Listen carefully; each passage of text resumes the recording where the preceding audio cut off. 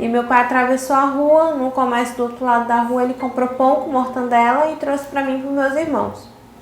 E minha mãe só chorando a viagem toda. E quando meu pai parou nessa praça, a gente saiu do carro para ir pro caminhão. Aí meu pai mandou a minha mãe descer e os meus irmãos descer. Aí meus irmãos subiram no caminhão. A minha mãe só chorando subiu na boleia do caminhão com a minha irmãzinha. E quando eu fui subir, o meu pai me entregou uma sacola com umas roupas minhas, com o meu registro e um pouco de dinheiro. E falou assim: você não vai com a gente. Você decidiu ser vadia, então você vai ser longe da gente. E ele não deixou eu ir. Eu implorei para ele me levar. Eu implorei o tanto que eu pedi para ele me levar, mas ele não me levou.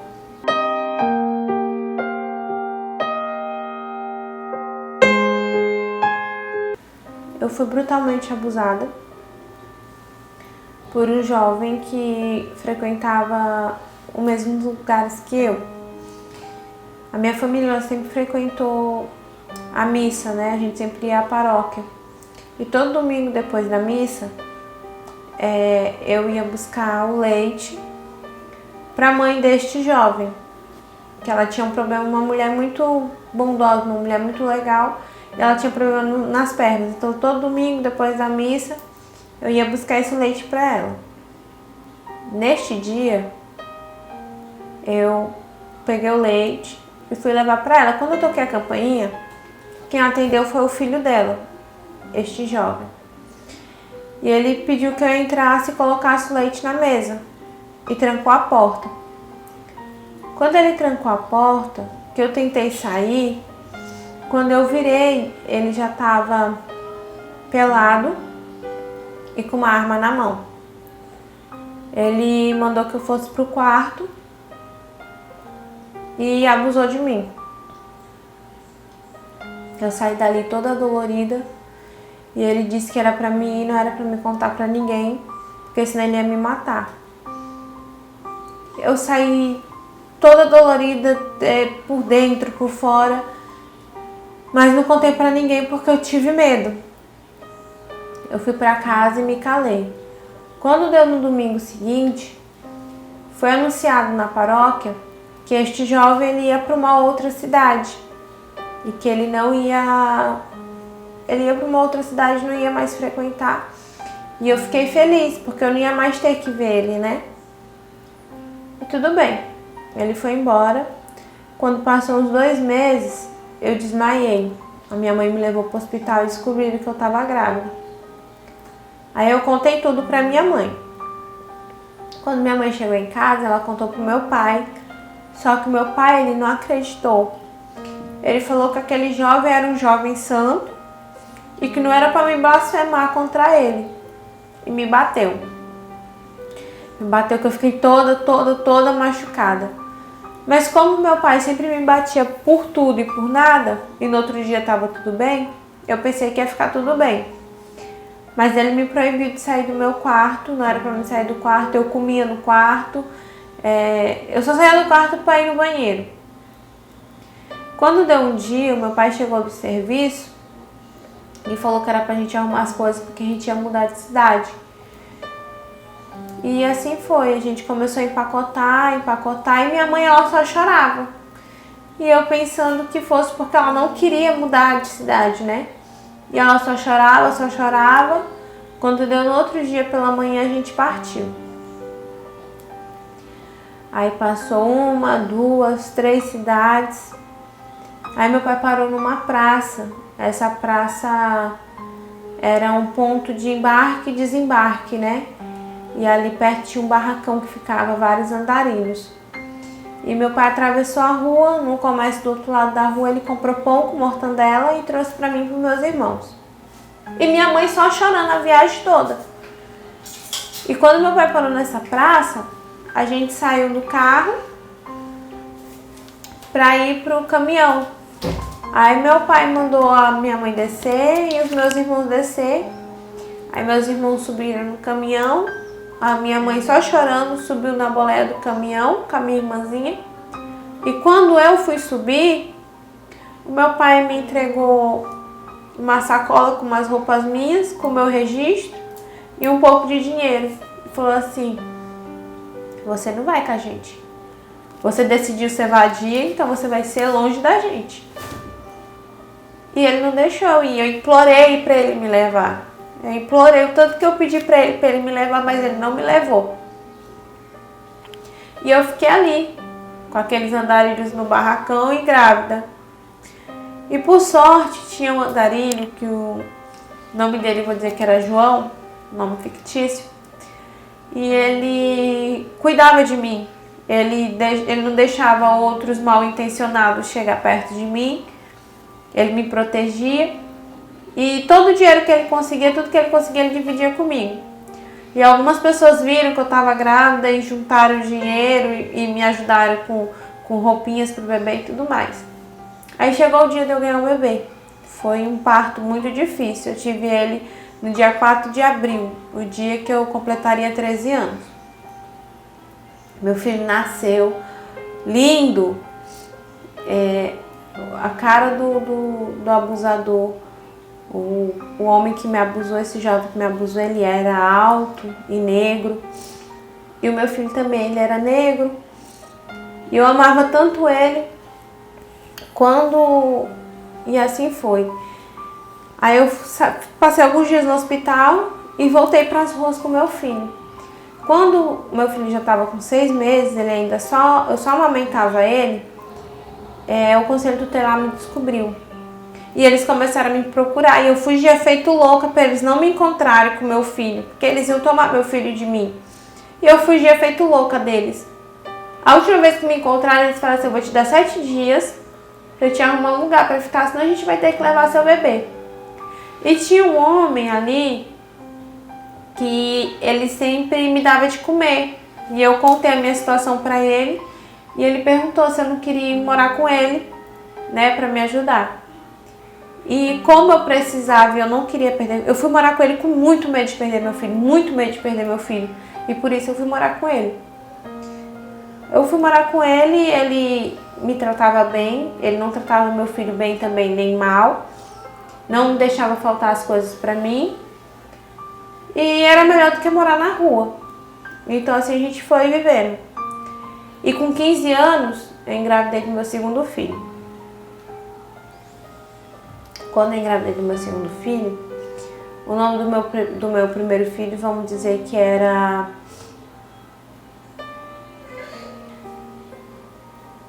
O nome do meu primeiro filho eu botei de Rodrigo, um nome fictício. E eu engravidei do segundo. O meu marido estava muito, muito, muito feliz. Ele comprou todo o enxoval do bebê. Ele cuidou muito bem de mim. E quando deu o dia de eu ganhar o bebê, eu fui para a maternidade. E o meu filho, o Rodrigo, ficou com ele. Quando eu passei 3 dias na maternidade. Quando eu cheguei, já tarde da noite, ele ainda não tinha chegado. E quando ele chegou, eu procurei pra ele: cadê o Rodrigo? Aí ele falou assim: olha, a nossa família é branca. Você é branca, eu sou branco e nosso novo filho é branco. A gente não pode ter um pretinho aqui.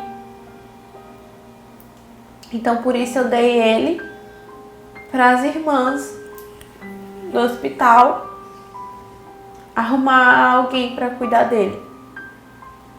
Ai, gente, eu fiquei completamente sem chão ali.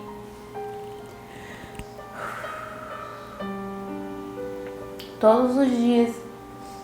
No outro dia eu fui lá onde as irmãs, atrás do meu filho, e ela falou que já era tarde, que ele já tinha sido adotado, que ele já tinha sido levado para outra cidade. E eu passei todo dia atrás do meu filho, todo dia, todo dia, todo dia, todo dia. E vamos dizer que o nome desse meu filho agora mais novo, do meu segundo filho, vamos dizer que era Francisco. E eu era louca pelo Francisco. E também sentia muita falta do Rodrigo. E desde o dia que esse homem, o meu marido, deu o meu filho, eu passei a odiar esse homem de uma maneira. Eu passei a ter tanto nojo dele. E só não fui embora com medo de tomarem o meu segundo filho. Só por isso que eu não fui embora. E fiquei ali, fiquei com medo de viver na rua de novo. Mas todo dia ia atrás do meu filho. E ali começou que a minha vida virou inferno, porque eu não queria ter relação com ele, eu não queria me deitar com ele. Ele começou a me bater, ele começou a me agredir. Eu apanhava demais por nada. E ele me forçava a ter relação com ele. A minha vida mudou assim, um inferno mesmo. Quando o Francisco estava com 1 ano, a mãe do meu marido foi morar com a gente, porque ela estava com câncer de mama, já em estágio final. Estava sofrendo muito. Então ela foi ficar com a gente. Aí deu uma melhorada, melhorou um pouco, porque como ela estava lá, ele já não me batia tanto. Ela não deixava, mas ele me batia, mas não como antes. E ela era costureira, uma das melhores. E ela começou a me ensinar a costurar. Me ensinou a costurar e eu comecei a pegar encomenda e ela sempre me ajudava e eu cuidava dela. E um dia, passou assim uns 2 meses, ela falou assim pra mim: olha, minha filha, eu vendi uma casa minha no interior e tá aqui o dinheiro. E eu quero que quando eu morrer, você pegue esse dinheiro e vá embora. Compre uma casa pra você, pega o Rodrigo e vai embora. Pega o Rodrigo, eu quero que você... Aí ela falou assim pra mim, ela disse: olha, eu já sabia que ele era filho único dela, né? Era só ele que ela tinha. E ela falou assim pra mim: olha, a minha casa no interior eu vendi e ele não sabe. E eu não quero que ele saiba. E eu quero que quando eu morrer você pegue o Francisco e vá embora com ele. Pega esse dinheiro aqui, compra uma casa pra você e vai embora. Porque eu tenho medo dele te matar, que você anda toda roxa do tanto que ele te bate. E assim ela me entregou uma mala cheia de dinheiro e me pediu isso, né? Passou mais ou menos uns 2 meses, ela veio a falecer. E depois que ela faleceu, passou 1 mês. Ele, antes de sair pro trabalho, ele me bateu. Ele chegou do trabalho, ele me bateu tanto, mas me bateu tanto que eu pensei que eu fosse morrer. Foi onde eu peguei o dinheiro que ela deixou pra mim, sem ele saber. Peguei o meu filho, esperei ele sair pro trabalho, peguei meu filho e fui embora. Fui pra outra cidade, comprei uma casa pra mim, eu aprendi a costurar, né? Comprei uma máquina de costura pra mim e comecei a trabalhar fazendo costura. Depois de um tempo, eu conheci o meu marido, que hoje eu tô com ele. Tive uma filha com ele, mais um filho com ele. E todo ano, 2 vezes ao ano, eu ia lá nessa cidade perguntar para essa irmã se ela tinha notícia do meu filho, o Rodrigo. E ela sempre dizia que não. E eu sofrendo atrás do meu filho. O Francisco, ele sempre ia ver o pai, mas o pai dele não sabia, não sabe até hoje, que eu vim embora com o dinheiro que a mãe dele me deu. Ele não sabe disso. E eu sempre procurando o Rodrigo e nada de achar. Teve um dia que o telefone tocou e tinha uma irmã que era amiga desta outra irmã, né, que sabia do meu filho. Elas tinham muita pena de mim, porque quando o meu marido foi levar o Francisco, o Rodrigo para elas, ele falou que eu não queria ele por ele ser negro. Mas isso era mentira. E eu falei pra elas que era mentira. Aí elas ficaram com muita dó de mim, então também começaram a procurar meu filho junto comigo. E quando passou um tempo, ela falou assim pra mim. Essa outra irmã me ligou, essa amiga dessa outra irmã me ligou e falou assim, olha, a irmã fulana quer falar com você no domingo que vem. A gente precisa que você venha aqui. Aí eu falei, tudo bem. No domingo seguinte eu fui lá. Quando eu cheguei, procurei por ela. A mulher falou assim, ó, ela tá lá. Aí eu fui. Quando eu cheguei lá, ela tava bem fraca, deitada. Ela falou assim, olha, Deus ouviu as minhas orações. Deus me escutou. Porque o tanto que eu pedi pra Deus, pra mim não morrer sem te devolver teu filho. Eu achei teu filho, ele tá lá na paróquia, vai lá. Aí eu saí correndo. Eu encontrei ele justamente no meu aniversário, no dia 4 de abril. Era o meu aniversário de 37 anos e o aniversário dele de 25.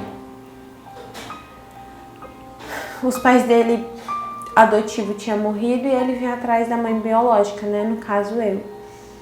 E ele foi procurar nessa irmã. E essa irmã me pediu perdão. Eu já tinha perdoado ela nas outras conversas que a gente teve, né? Que a gente acabou fazendo uma amizade quando eu contei tudo pra ela que eu passei. E ela me pediu perdão. E quando deu... Neste mesmo dia, ela acabou falecendo. Ela morreu. Hoje, eu tenho um contato com o meu filho. A gente voltou a ser mãe e filho. Eu já tenho 2 netas lindas. Como eu disse, o Francisco, ele sempre vai ver o pai dele, mas o pai dele não sabe de onde veio o dinheiro. O meu pai, ele já tá com 84 anos, mas até hoje ele nunca quis saber de mim. Eu falo com os meus irmãos e quando eu vou na cidade da minha mãe, ela vai na casa dos meus irmãos me ver escondida, porque o meu pai não deixa ela ter contato comigo. Hoje eu estou muito feliz no meu casamento, com os meus 3 filhos juntos, mas tudo que eu passei, gente, é muito difícil de esquecer. E eu digo uma coisa para vocês, se vocês têm fé em Deus, se você tem um sonho, não desiste dele, porque Deus um dia ele vai te dar, como ele me devolveu meu filho.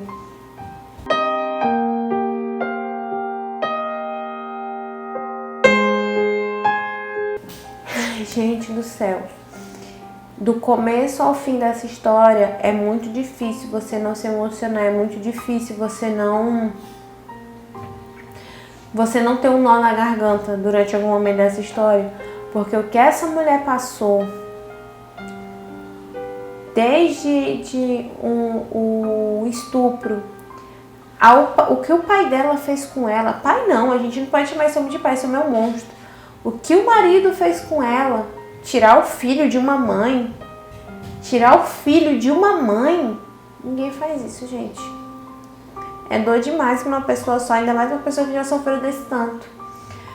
Fico muito feliz porque tu encontrou teu filho. Eu fico muito feliz que você conseguiu dar a volta por cima. Fico muito feliz por tudo. E eu tenho certeza que Deus está contigo. Tenho certeza que Deus, ele é justo. E eu tenho certeza que de uma forma ou de outra, uma hora Deus vai cobrar do que teu pai, do que aquele jovem, do que o teu marido, do que todo mundo fez contigo. Só te desejo muita luz, muita paz e muita felicidade, porque o tanto que tu sofreu, você merece muito mais do que tudo isso. Gente, este é o vídeo de hoje. É uma história emocionante. Eu tentei gravar de uma forma diferente. Segurei muito a lágrima, porque é muito pesado, gente.